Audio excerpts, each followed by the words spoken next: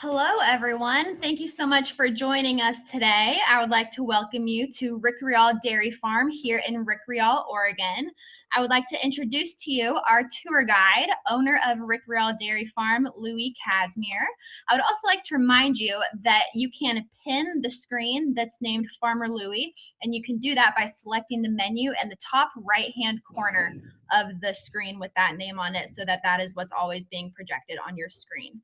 I would also like to remind you that you are free to submit questions in the chat box on the bottom right-hand corner of your screen. And thank you to everyone who sent in questions ahead of time. We will be addressing those as we go along throughout the day.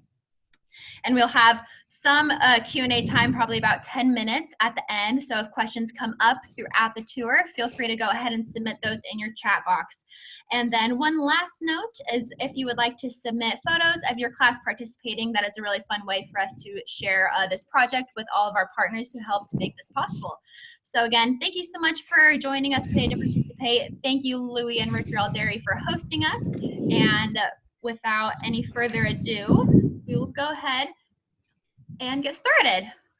All right. All right. Hey, welcome to Rickreall Dairy, guys. It's an honor to have you guys join us. We've got like a bunch of schools. I just want to give a shout out to a couple of them because I think I probably know some people there. Lucky Mute Valley and Falls City and Portland Christian. So, hey, welcome you guys. And there's a whole lot more than that from all over the state. And so I am just really happy that you guys have made some time to learn a little bit about what we do here at Rickreall Dairy. We've been dairying here for about 30 years now, and my father-in-law and I built everything that we're going to see. There was nothing here, and I am a first generation um, farmer. I was not a farmer growing up at all. I was uh, uh, actually living in San Diego. So, all of you folks that this is your first time on a farm, I know what that feels like, okay? And you're going to have lots of questions. And so your teachers can answer those questions, send those questions in, and I'm going to do my best to answer those questions.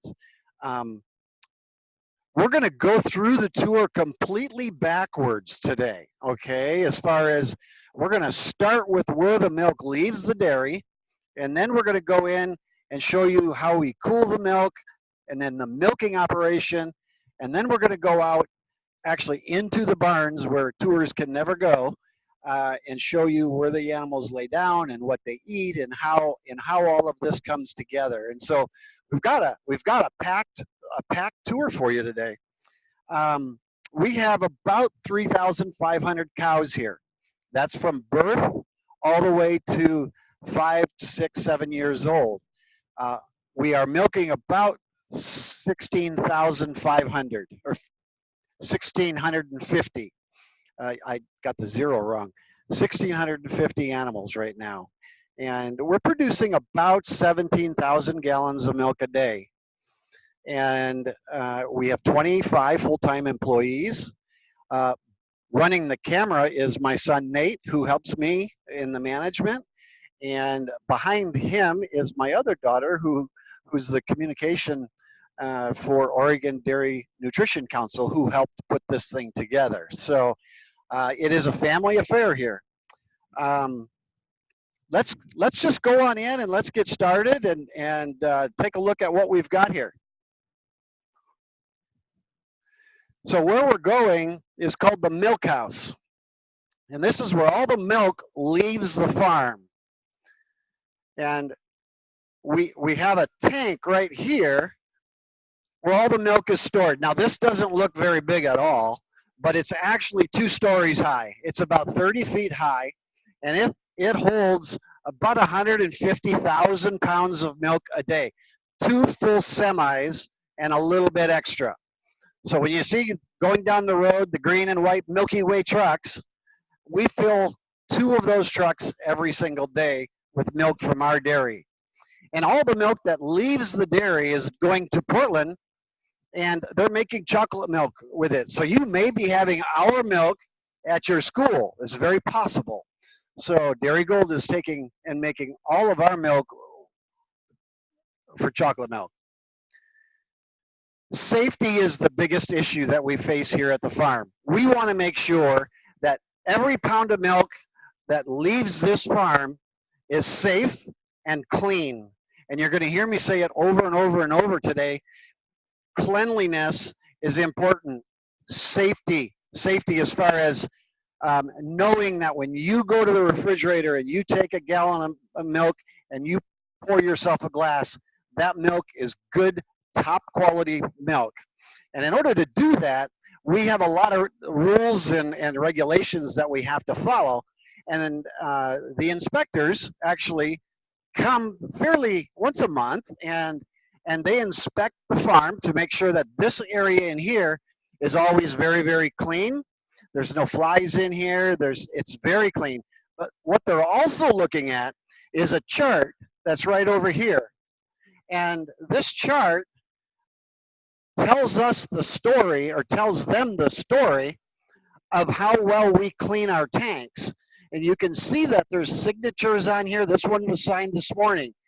And when you see this spike that goes up, that means we washed the silo and we cleaned it. Now, by law, it's got to be cleaned every day. So the inspector comes in and he counts and says, yep, you've got it good and clean.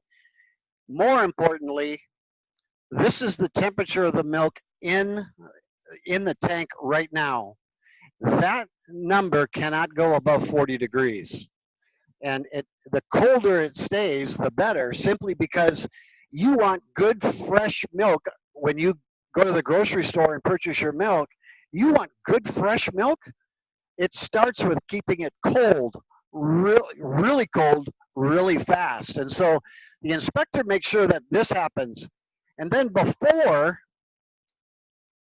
the milk leaves the farm, we take one of these tests, and this is simply called a snap test.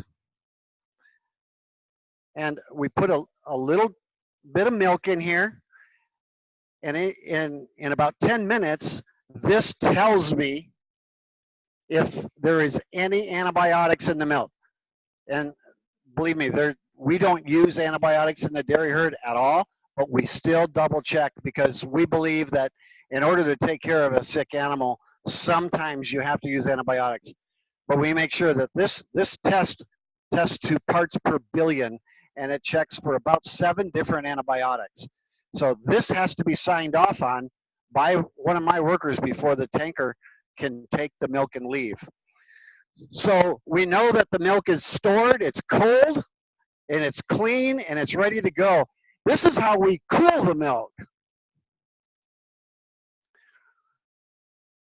The milk comes in right here, and it goes through this machine. And it's really hard to explain how this works, but it takes about 10 seconds for the milk to go through this part of the chiller, and the milk comes in here at about 100 degrees, and 10 seconds later, it comes out, and here's another chart, it's 35 degrees. And so we want the milk cold really fast. So this chart tells us that all the machines and everything are working properly. This one is the temperature of the milk coming in, 97 degrees.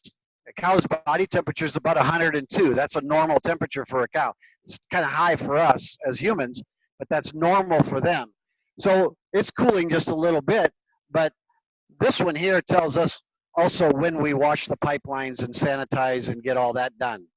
So this is a very, very important part of the entire milking scheme, because if this section does not work and the milk goes over 40 degrees, I have to dump the milk down the drain. Nobody's going to make it.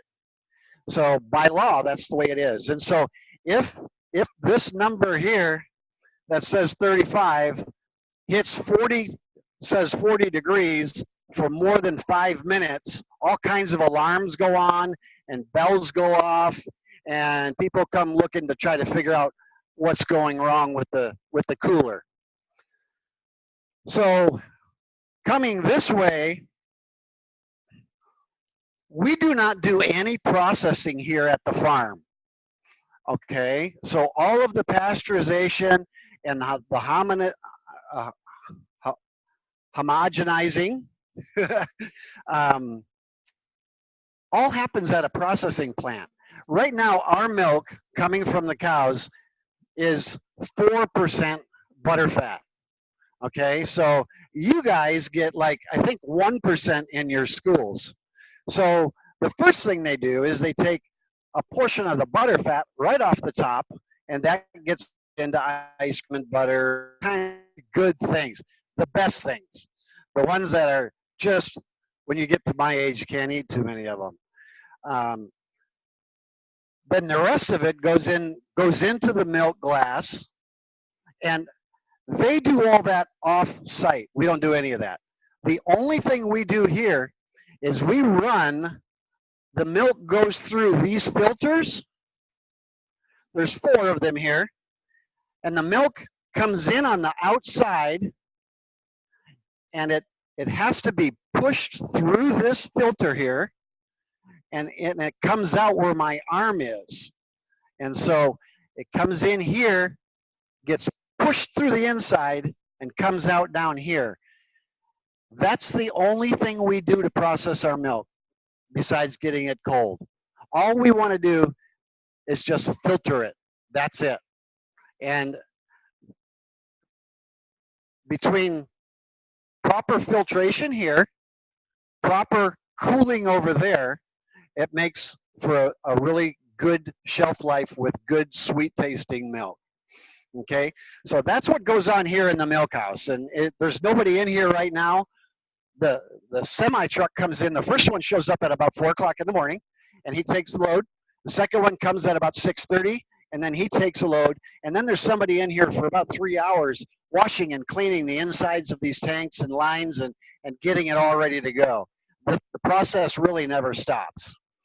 So we're going to go into the milking parlor where the animals are milked, and I'll explain how that all happens out here. Okay, so we're in the milking parlor, and we have animals that are coming in to get milked right now. This process happens 24 hours a day, 7 days a week.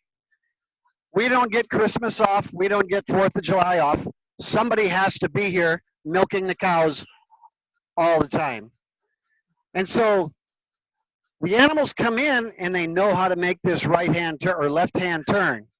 And they will stand here and they're getting ready to go. Now the milkers come along. Hey, Ruben. The milkers come and they spray this iodine on there. Now that's a 1/10 of a 1% iodine, but it's got glycerin in it. It's kind of like hand lotion. We want to make sure that we not only clean the teats, but we also want to soften them and make sure that we take really good care of their teats, because if they get damaged, bacteria goes up and can cause mastitis. And so that spray stays on for about 30 seconds. Then Ruben comes and each cow gets a clean side of a towel, and they wipe that off to make sure it's very clean. Now, you notice we're not worried about the legs being clean or anything. All we want is the teats to be cleaned. Very clean. Okay? And I think you guys have a liner that we sent you, and that liner is what's right here. We call it a milking liner. And so you've got one that doesn't have the stainless steel shell over the top of it. And when we put this machine on the cow, the teat goes inside, and then vacuum and pulsation causes the teat to do what the farmers do normally by milking the animal. Okay, so the liner is very important part of the equipment, but these get replaced about every 14 days. Okay, we have to just take them and we recycle them. Okay, while while the animals are here getting prepped for milking, the cows on the other side that have been prepped, and all the machines are already hanging and milking on this side. Now, as they're milking, they have an RFID tag. This one wants to fall off. She's almost finished. There, she's finished. There's a sensor in there that knows when the milk is slowing down, uh, coming out, and the machines come off automatically. So it says drop, which will be recorded in the computer, but she didn't drop. Okay. So, but looking down here, here's an animal. She is still milking. When they come into the parlor, they have an RFID tag in their ear. There's a sensor in the front of them that reads that tag, so we know what number it is. Okay, her number is 802 of this particular cow, number 802, and the computer tells us how much milk she gives. She's up to 27.4 pounds, and the next time it flashes 27.7, that continues to climb until she's completely finished with her milk. Okay? Now you got to remember, we milk 3 times a day. Every 8 hours, these animals, these very same animals in 8 hours will be back in here milking, and then 8 hours again later, 8 hours. And we try to do that within 10 minutes. So it's a very scheduled, we call it organized chaos. It's very scheduled, and animals are such a creature of habit. They know instinctively when about the 8 hours is coming, and they start to line up out there and want to come in the parlor to get milked. Okay, so she's still milking at 30 pounds. So you got to take that and multiply it by 3, because she's going to do this 3 times. So she's going to give 90 pounds of milk in a 24-hour period, which is, math teachers, there's 8.6 pounds of milk in a gallon. And so you divide the number, 31.7, multiply by 3, divide by 8.6, and you've got your gallons. Divide that by 16, and you got your cups. Okay? So it's right at 11 gallons that this animal just gave, so per day. So when they are all finished, they get sprayed with an iodine. Now they're all going to be released at one time. And they know when they're finished. They just walk forward, and then the gate comes right back down, and the next cows begin to come in. And this system, like I said, goes on all day long, 24 hours a day. This is the last, what we call turn-in of the afternoon for this particular shift. Our shift ends at about 1:30, and after these animals are done being milked, they will set up to do the 12-hour wash. And we wash for about 10 or 15 minutes, sanitize everything, get everything clean on the inside to make sure that we produce a good product for you guys. And then they start right back up again at 2 o'clock. So it takes a little bit of time for the animals to load, and they don't come in as quick as normal because we're in the barn and they know we're in there. And they know that there's something different going on. They're very keen animals. They're very aware. They know that by smell or whatever that there's strangers in the barn. They actually, each milker has their own whistle, and animals can identify actually who's even in the parlor. So, and this particular group of animals that's being milked right now, these are all pregnant, and every cow has to have a baby every year in order to be a milk cow. But these animals are all pregnant, and so if we're going to dry up a cow and stop milking because the calf is about 7 months in gestation, After the calf is 7 months, we give them a 2-month break. They go on a 60-day vacation and just go grow their baby. Now this particular animal here is only given us 16 pounds of milk today. So and this one is 15 pounds. So that's 45 pounds only. That's not enough milk for me to pay the bills. So we have to make a decision with this. She's costing me more to feed her than her milk production is giving. And so on Tuesdays we make decisions whether these animals go dry. And if the calf is big enough, they're going to go dry. Okay, and dry just simply means we don't milk them anymore. Okay, so these guys are prepping this side. This side's coming off. Let me show you this other iodine that we use. That we take, this is a 1% iodine, and it also has glycerin in. And you can, I don't know if you can see, but the iodine is dripping off the end of the teat, which is very important. Because when the animal's milking and giving a lot of milk really quick, the sphincter on the end of that teat has to open up. And when that opens up, it also has to close, all right? But it takes about 15 minutes for that to close down. So between here and where we're going, there's sometimes some manure, things get splashed, if they happen to fall down, whatever. We want to make sure that no bacteria can get up inside that teat and cause mastitis. So we spray it with that iodine. It softens the teat, but it also plugs that little sphincter. And it buys us a little bit of time for that sphincter to close and protect the cow from mastitis. And so there's 2 different kinds of iodine that we use. Watch how fast these guys put these machines on. They can do it in their sleep.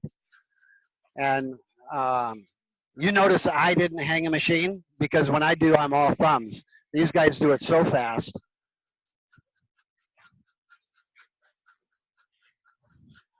Alberto has been working for me for 25 years or longer, maybe 20, probably almost 30.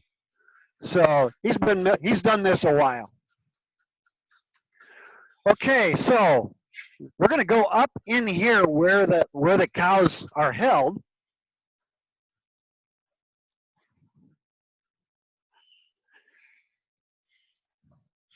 Normally, on a day like this, at this time of the day, there would be more animals lined up. There's the wash pen, what we call a wash pen or a holding pen, is never really empty. We don't want it empty because we want this process to continue.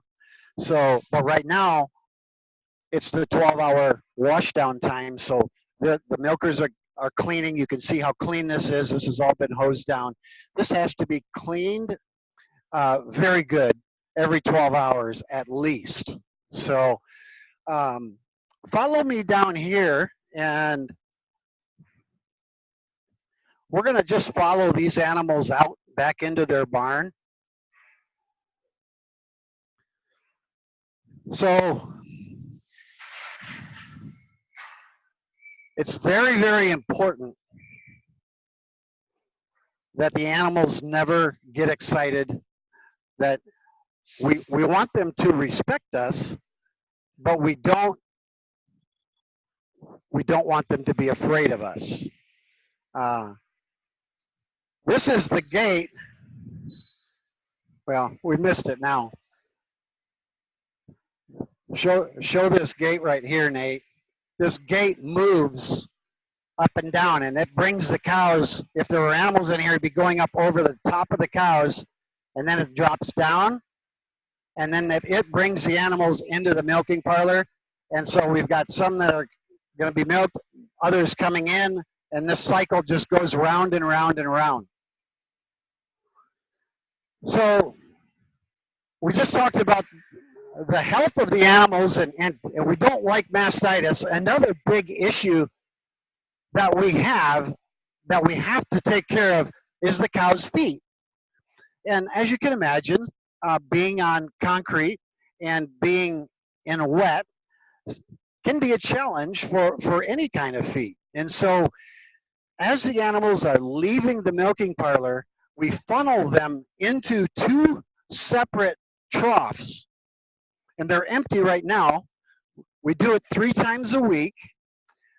We put actually special, it's a copper sulfate, copper something that we put in the water, and the animals walk through it, and it bathes their feet in it, and it hardens their hooves, and it prevents lameness. And so this area right here is pretty important. And this is all done automatically. The milkers don't have to come up here and fill this thing. It's all done by computer, okay?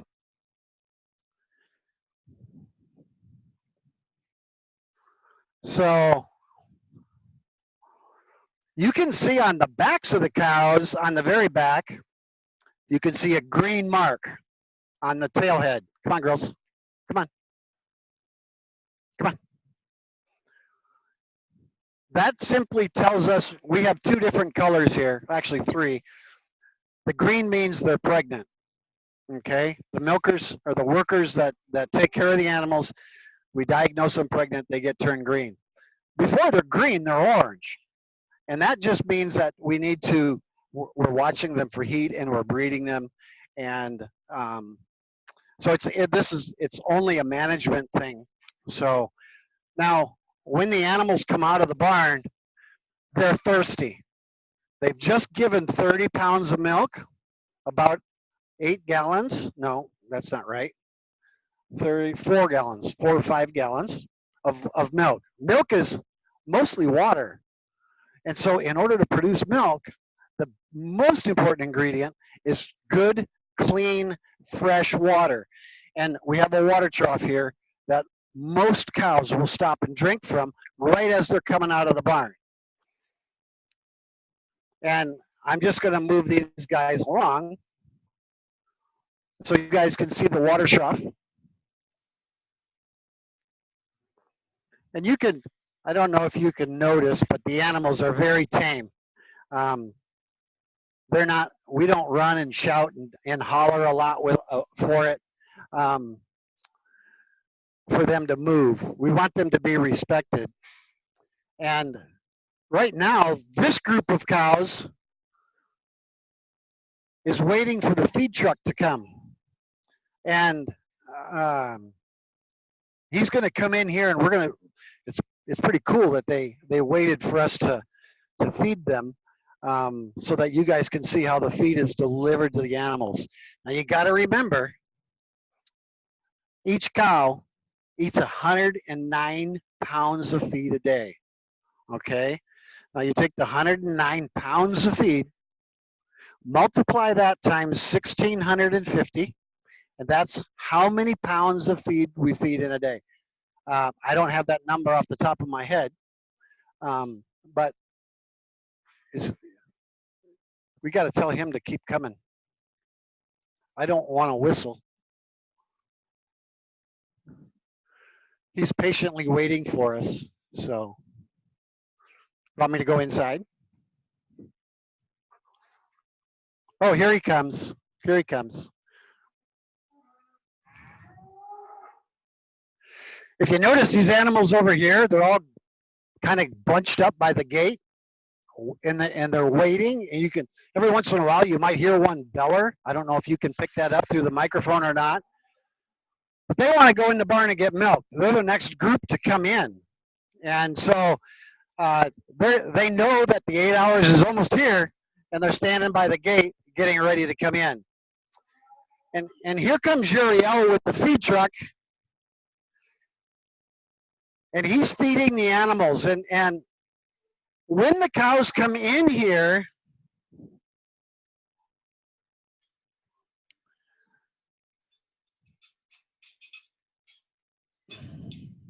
in order to manage the cows, once a day we do what we lock them up. And in order to do that, we feed them, and they put their head through and they begin to eat. But then once they put their head through, they can't back away. They are stuck standing there, and we do that so that we can walk behind them without having them walk all over the place and walk away from us, so that we can look them over, check their health, make sure that they're healthy and strong. These cows that he's feeding actually are all going to have their babies within the next week, week and a half. And so we have like 8 babies born a day. And so these cows are what we call close-ups. They're getting close to having their baby. And yep, I hope you can still hear me as the tractor comes through. But this is a great big tank that has 3 big corkscrews inside here, and it's all computer. That we know how much feed we put in front of the animals, and so that I can calculate costs. And as Uriel is feeding the cows, the computer is keeping track of where he's putting the feed, so that we can figure out exactly how much they're eating. We want our cows to eat, the milking animals to eat about 54 pounds of dry matter a day. Dry matter, okay? So we have silage and we have other things that we add in that have a lot of water in it. And so that then makes up the bulk of it. Now, you guys should have a couple samples of feed that were sent to you. One of them being a total mixed ration, what we call. It's a premix. It's got 8 different ingredients in it, and the nutritionist comes and tells us how to make and what's put in that particular set of ingredients. And that has, in that one sample that you have, it has ground corn, soybean meal, dried distiller's grain, canola meal. It's got all their vitamins and minerals in it. It's also got cottonseed. And each animal gets a set amount of each one of those ingredients in order to keep them healthy and giving us the optimal amount of milk. Now, I think you got cottonseed and alfalfa. Okay, so this mix, you can see the pre-ingredient is in here. Okay, this is the alfalfa that you got. And so each animal gets only 3.5 pounds of hay. Not very many pounds of hay. Each animal of your total mixed ration that grain mix that you have, each cow will eat 30 pounds of that a day, of just that grain. And then the rest of this is all silage and corn silage. And those of you who live close by, that drive down Highway 22, if you watch, we just harvested our corn a month ago. Well, all that corn is brought to the farm. We make silage out of it, and it's an important ingredient to feed the animals. So they will stand here and eat for no more than a half an hour. The Pancho is getting ready to do what we call a health walk and make sure that these animals are all good and healthy. And he'll take the ones that are going to calve in the next 2 or 3 days. They take them out and put them in a separate corral where we watch them all the time to make sure that we don't have any problems.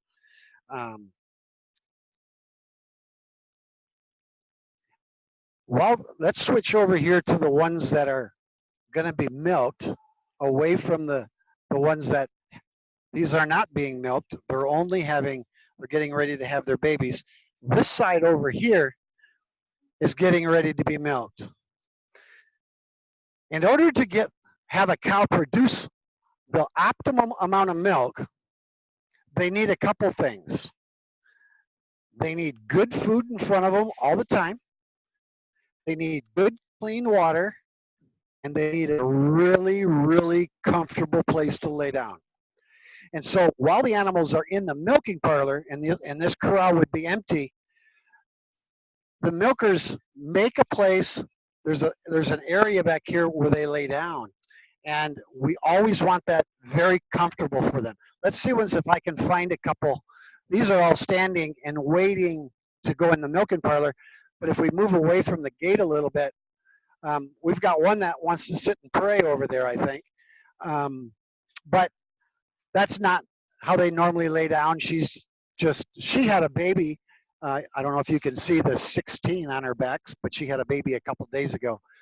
But the animals lay in these, what we call stalls, and we want them to lay down as much as they can. Now, cows only sleep for about 2 hours a day.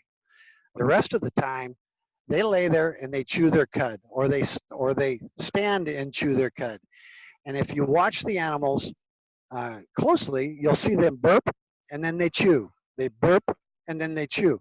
So they're eating 109 pounds of food a day, but they eat it like 5 times. So it's just going. They're always chewing their cud, always, in order to produce the milk. And so they'll only do that when they're resting comfortably. And if they don't chew their cud, they don't process the feed. They don't make the milk that we need. And so cow comfort is one of the third very, very important ingredients to having good, healthy, strong animals producing the most amount of milk we can get. So how are we doing on time? Okay.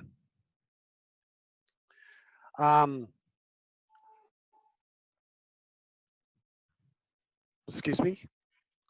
Oh, yeah. The animals are curious, but you got to remember that cows are an animal that is preyed upon. So, okay, so in the wild they have enemies, and they're no different here. They're tame, but they're aware. Okay, if I jump, they're going to jump also. Okay, they don't like to be in a corner. They like to have a way out. So we have to remember that they're an animal that is always aware. If you look here, we have cattle guards, and I don't know if you guys go through the country and you're driving on the road, and they have a funny sign, yellow sign that has a picture of a cow on it, and it's an ugly cow, by the way, and you hear the car go boop, boop, over these cattle guards, and the cows, when they're walking through here, they won't go this way because they see the holes here and they literally think it's a bottomless pit. So they will not step off that. Now, some people have gotten smart on the roads and they'll just put paint down. Well, that works for the ones that know that this is the cattle guard. But if they don't know what it is, they'll just walk across it. Okay? So we use cattle guards so that the tractors can just freely go back and forth through here, and the cows, they won't walk out. So I think we can open it up for questions at this point. Let's go over here. Awesome. Well, thank you so much. So classes, you can go ahead and in the bottom right-hand corner of your screen, there is a chat box where you can go ahead and submit any questions that your class has, and we'll do our best to answer as many as we can, and any that we don't get to, we'll be sure to send out an email to everyone so that we make sure we get all of your questions answered. But we do have a couple that were submitted ahead of time. And the first one that we're going to talk about here is from Miss Evans' class. And the question is, why don't you package the milk yourself? That's a really good question. And we're so busy producing the milk, it takes a whole separate factory to process the milk. And that's a whole new technology that a whole different technology that I know nothing about. And so I prefer to do what I do best, and that's take care of cows and produce milk, and I'll let somebody else make the products for it. We belong to a co-op, called Dairy Gold, and they buy all of our milk. And so cows are very curious, as you can see. That's good. That means they're healthy. But we don't do any processing. It's just not. It's not wise for us to do because I don't know anything about it. Awesome. The next question that we have is from Mr. Wildfang's class. And this one is going to be, what's the hardest part about making milk? Oh, the hardest part about making milk is, I think, keeping the cows comfortable. If something happens out here in the barns and the cows are not comfortable and we don't notice it, and when I say comfortable, they just lay down for half an hour or less per day. All of a sudden, milk production will drop a pound or so per cow, which doesn't sound like a lot, but at the end of the day, it's a lot of milk. And so I think the cow comfort and cleanliness is probably the most difficult to manage and and take care of and make sure that it's the same day after day after day. All right. And then our next question from Miss Roth's class is, what would the cycle of a cow's day look like? Okay, so a cycle of the cow's day. So in a 24-hour period, let's just say at 2 o'clock, a group of animals will go into the barn, and they're grouped in groups of 95. So 95 cows go into the barn. It takes 10 minutes to milk them. So they wait in line for about 30 minutes. In 30 minutes, they come back out. In the morning, we put all fresh feed down. And so, like tonight, the feed gets pushed up. And so 8 hours later, they go back into the parlor. They come out, they drink water, they eat, they lay down. 8 hours later, they come into the parlor, they milk, they drink water, and go lay down and eat. So it's really a boring day for them as far as I'm concerned, but they like it. They're doing what they were meant to do. All right, so the next question that we are going to ask is from Miss Duncan's class, and it's, how long do the cows live for? You know, cows, they mature very fast. And so we breed our first calf heifers when they're only 12 months old.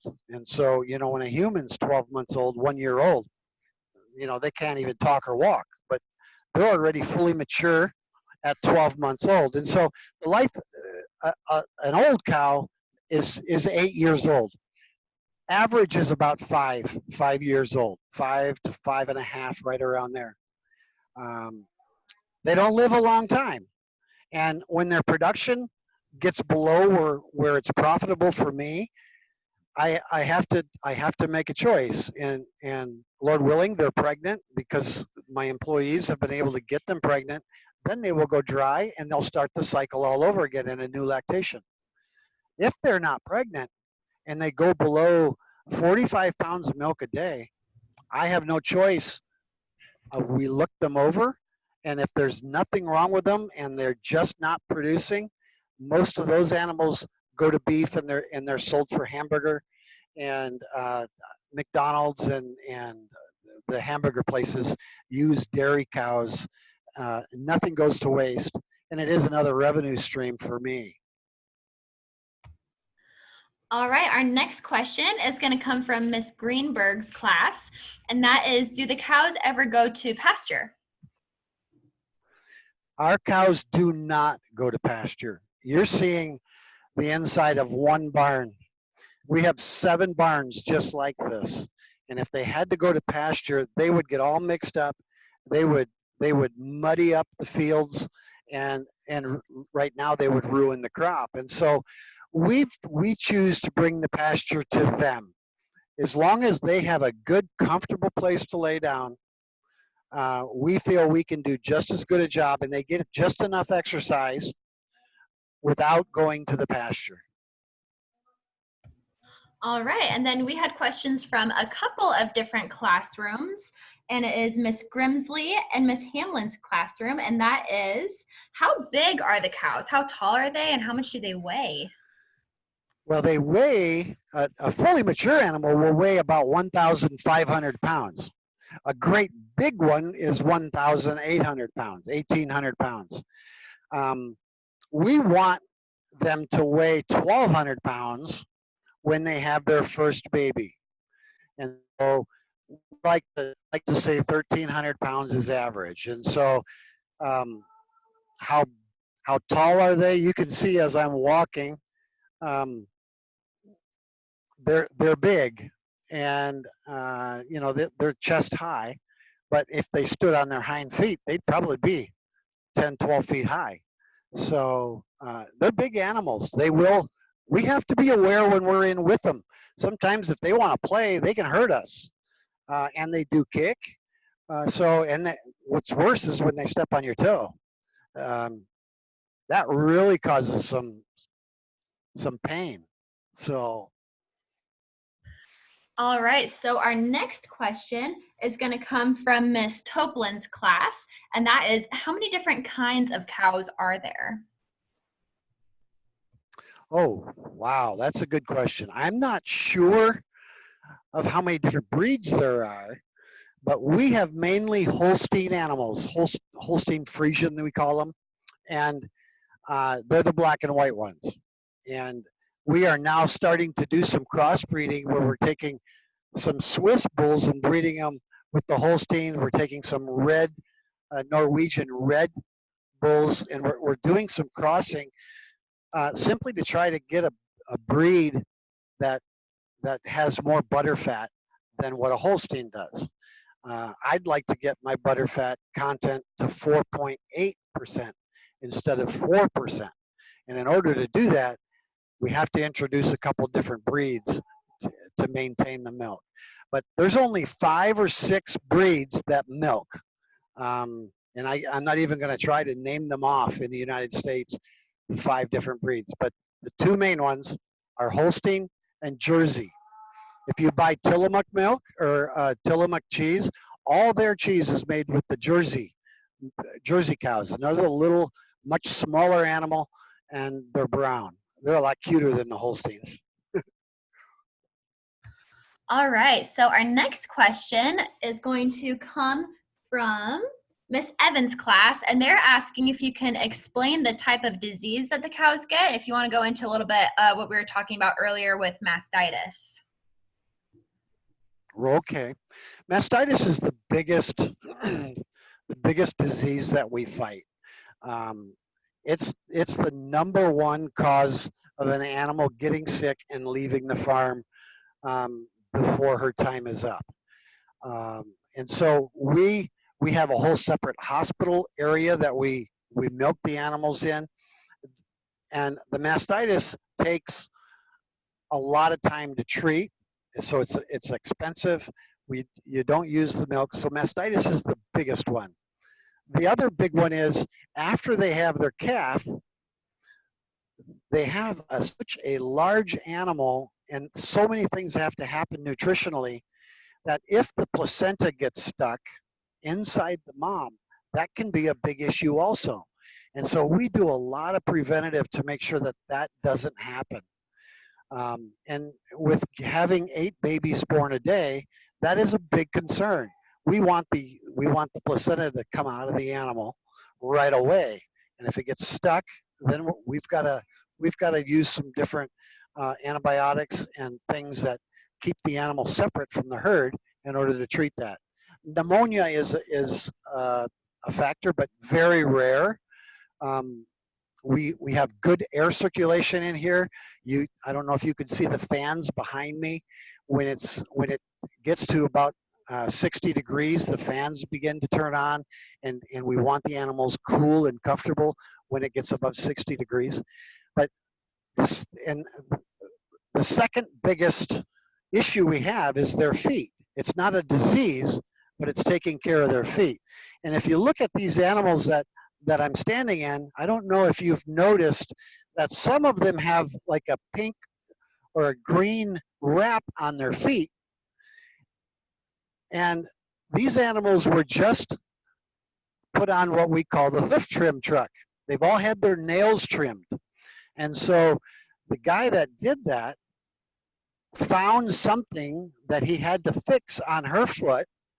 And so he put a pad with some medication underneath it, and then he wraps it with this green vet wrap, and that will stay on there for about 24 hours.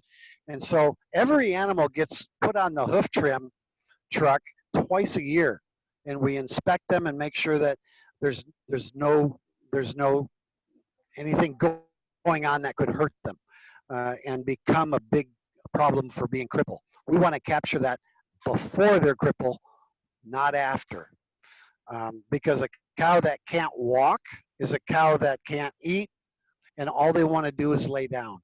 And so we need them to eat. And so good feet are very, very important. So the two biggest diseases, mastitis and foot problems, those are the two biggest.